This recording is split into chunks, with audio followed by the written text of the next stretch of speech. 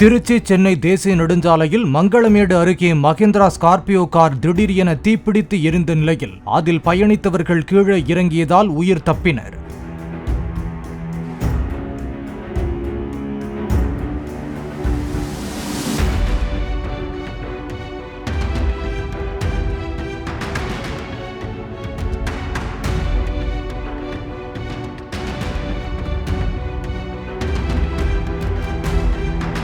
திருச்சி பாலக்கரை முதலியார் சத்திரத்தைச் சேர்ந்த உமர் அப்துல்லா, ஹக்கீம், பீர் முகமது ஆகியோர் தொழுதூரில் இருந்து திருச்சிக்கு காரில் வந்தபோது நடைபெற்ற சம்பவம் குறித்து காவல்துறையினர் விசாரணை நடத்தினர்.